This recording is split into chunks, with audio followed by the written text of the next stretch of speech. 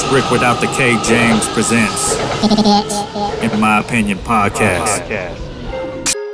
Don't forget to hit the subscribe button, as well as the notification bell. Thank you for watching. I watched Phat Tuesdays, and the thing that jumped out to me, again, I'm personalizing everything, so is you are not only a comic, but I feel like we're kindred spirits in the fact that I'm always trying to help out other comics, man. I feel like we're in this boat together, and this industry will eat you alive. I mean, this industry, you come and you get paid to do. Sometimes you pay to perform. I should say. The industry is the devil. The entertainment industry, period, is the devil's playground. That's why you gotta be grounded. You gotta be grounded. You gotta know who you are. You gotta have your goals. You gotta be focused. You gotta protect your positive energy, and whoever your God is. I happen to be a Christian. That works for me. Some people are Muslim. Some people are Buddhist. Some people are Jewish, Judaism. Whatever your faith is, have some type of foundation in that. And because this industry, if you're not careful, will fuck you.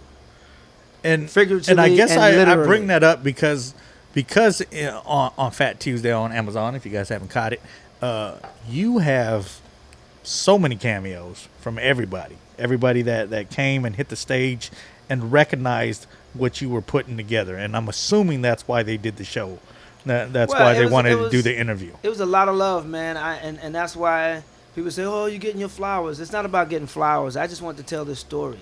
And I want to highlight how resilient and just how dope black comedians are. And, them coming back and doing this documentary for me. And also, Reggie Hudlin, who's a legend in this game as a writer, as a producer, as a director, film and TV and comic book. He's a legend. For him to direct it, I mean, they came for Reggie as well. It's like, okay, I got your doc. And I said, Reggie Hudlin directed. Reggie Hudlin, I mean, he's a game changer. And Kelsey Grammer, who co-executive produced it, is another game changer. Like Kelsey Grammer, when black people see you got white people involved, they change the whole. Oh, you got Kelsey Grammer? How you get? So it was just a combination of legends. When you were doing it back then, did you know you were like, hey, No. you kept film here or kept shots? I didn't know what I was doing as far as what I had. I just wanted to showcase black comedians, and it wasn't until a conversation with Michael Blackson one year, about 13, 14 years ago. He was saying how he missed Phat Tuesdays and how these young comics need to know what Phat Tuesdays was and what it meant. And that was the light bulb that went off. I said, let me start asking people what Phat Tuesdays meant to them. And all these stories started coming out. And I was like, wow, I think I'm gonna do a documentary on it. And that's how it started. So but you don't know when you're in it. When you're in it and you're doing it unselfishly. You don't see, oh, look at me, look what I've done for you. It was an assignment that I was given from God, and he, I'm just glad I was obedient enough to listen. And I'm glad he chose me to tell this story and to create Phat Tuesday. Because I will say this is the 4th season, but I want to say about the 2nd season, I had another friend who does comedy, and he was like, hey, bro, I like what you're doing. And I was like, thanks, Mom. And he's like, no, I think you should lean into what you're doing. And I go, what do you mean, Rudy? And he goes, the love that you hand out, bro. Like, he goes, why don't you lean into that? Like, he goes, no comic's really going to tell you that, but we appreciate it sometimes. And he goes, I think you should lean into that a little bit more. And it was that conversation that I had with him where I was like, you know what, man? Like, I'm filming this because the first season or two, I'm like, you'll see, I do more talking than you, and you're the guest, right? So that was God. That was God talking to you. He used your boy to as the speaker, but that was God telling you to lean into it. And I tell people, I said, now I purposely do these films, and that's why I take it more personal on certain situations, because even if this podcast doesn't blow up, I know I have 2 sons, and they'll be able to look back at this and be like, oh, that's why. Right. Because they've seen all the other nights of Dad not getting paid right, or Dad doing this, or why didn't you go do this, or, and I want them to look back at this and be like, you know what, shit, my dad. You know what's funny? It's kind of like posting, like social media now. When you go into a project, expecting it to blow up and expecting it to do just crazy and be wild. That's the wrong way to go into it. Because when it doesn't, then you're disappointed and you're let down, and it taints your view of that project. And I say that, it reminds me of posting, because sometimes you post something that you just know is going to go viral, and it doesn't. And then you just post some random shit, and it gets 1 million views. And you're like, what? That's why you just got to go into it with love, period, and not put the expectations on it.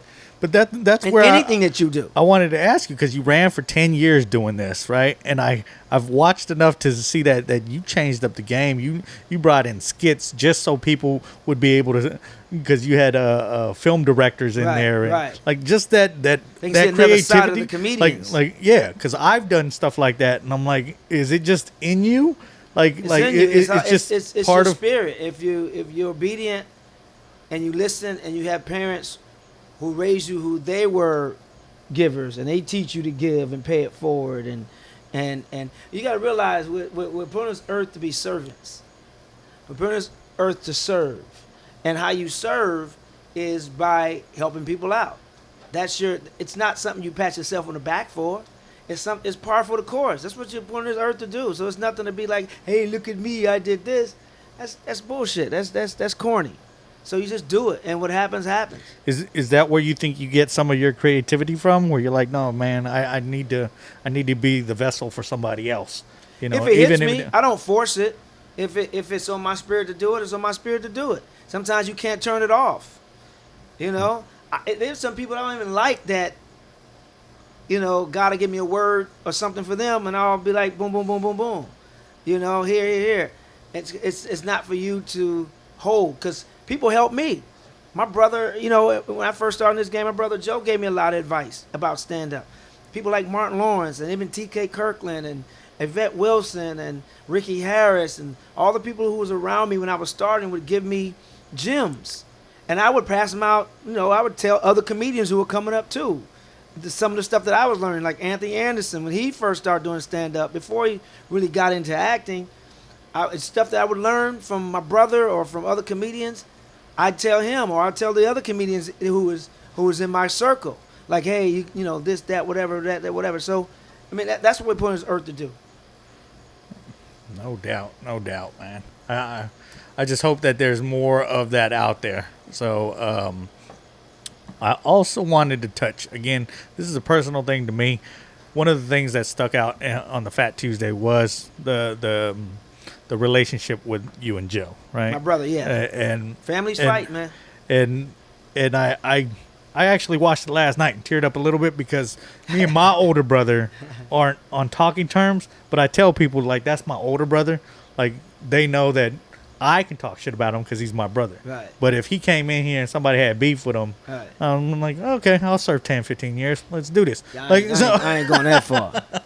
I ain't doing nobody else's time. Not premeditated, okay? Yeah, but I ain't doing somebody else's time. I'll put something on your books. But I ain't going to the goddamn prison. I just wonder, again, you mentioned in between how I felt like part of my relationship is kind of fractured with my siblings, because I tell people, my mom used to tell us growing up, like, oh, my older brother was her favorite. Like, oh, that's my favorite. Said that, huh? Yeah. And I said, now I look at both my kids and I say, I don't like either one of you motherfuckers. Right? So, right. you know, jokingly. Right. But I go, I would never tell my kid that, because I see the difference in it. So was the Sybil, was the rivalry? Yeah. Was it there because of parents, or is it just there just because of... I you know, maybe on Joe's side, and maybe... I think first of all, don't feel bad for tearing up. And I'm probably going to get in trouble for saying this. But when the documentary came out, Snoop Dogg texted me how much he loved the documentary. Then he called me and was like, yo, man, you had a motherfucker crying on there, you and your brother shit, man. Motherfucker, old sensitive ass. Yeah. You know, he went in. It was kind of crazy. So don't feel bad. A lot of people said the same thing, that they welled up in that scene. But as far as my parents, man, I mean, they didn't show any favoritism, to be completely honest. They didn't show any favoritism that they like one child more than the other. I mean, of course, you're not going to raise all your kids the same. Some may need a little bit more attention than the other one. You know what I'm saying? Yeah. And I think Joe being older and being a personality, atypical, and me being atypical, our parents kind of raised us that way to all be leaders and all be, type A personality. And I'm named after my father, not Joe. Oh, So I don't know if that had something to do with it.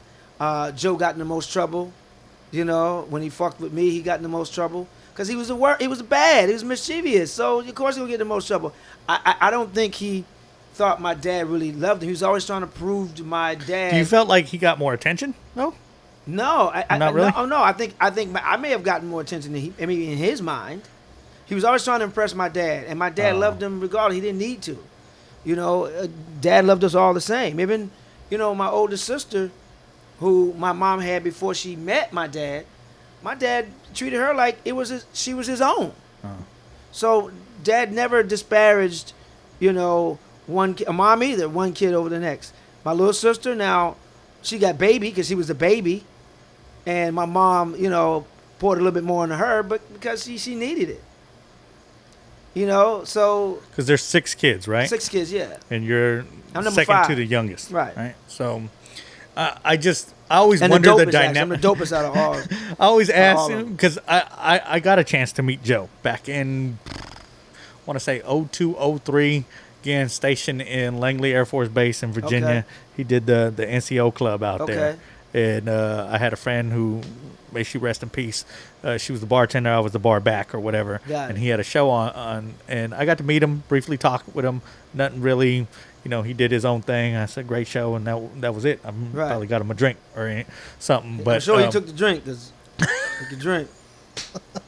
I didn't say that, okay? He can drink and smoke. And I just he kind of even on the interview with on Fat Tuesdays when he did it, it just kind of reminded me of my older brother. Like my older brother, like there was one scene in there where he was like, "I ain't gonna let him do that. That's the younger sibling." Where I was like, "That's some shit my older brother would say." Yeah. Like it's like, dude, like I'm not even like you said it already a couple of times. We're like, dude, I'm not in competition with you. There's no and competition. sometimes, did you feel like that? Like again, playfully, like I tell my older brother, like I'm not in competition with you, bro. Like exactly. It's funny because today I was just in my hotel room and just looking back over my career, looking at where I am now and looking at where I'm going. And I was like, the only person I'm competing with is me. I'm only competing with myself. I don't compete with anybody else. It's like golf. When you're playing golf, yeah, you may have 50 people in the field, but you're really playing against the course, which is yourself basically. I'm not playing against Tiger. I'm not playing against Phil Mickelson. I'm playing against me and what I do, and I want to be better than I was yesterday, and tomorrow I want to be better than I was today. So I'm only competing with myself. I set these limits and these goals on me. I don't set my limits and goals based on what someone else is doing.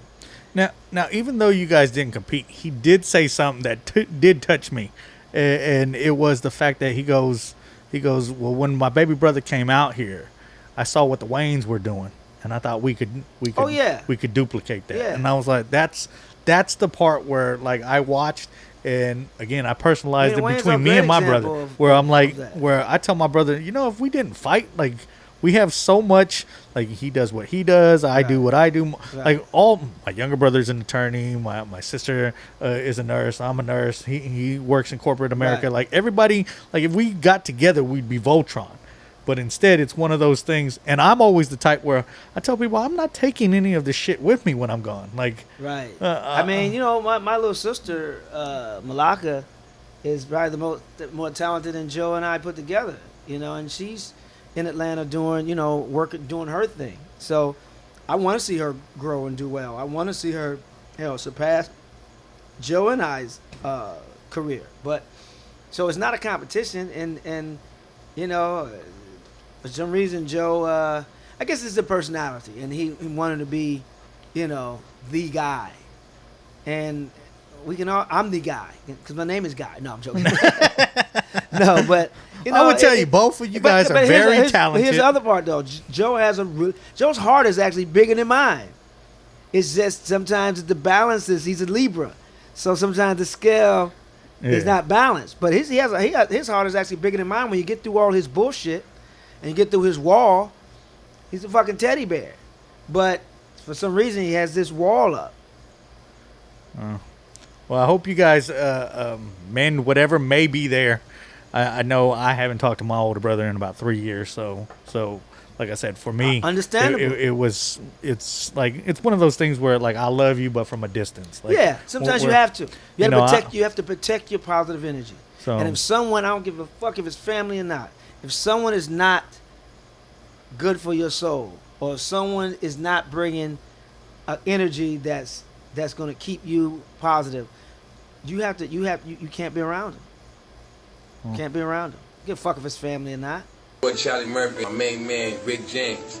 That's the one you think, the comedian Rick James. Get up.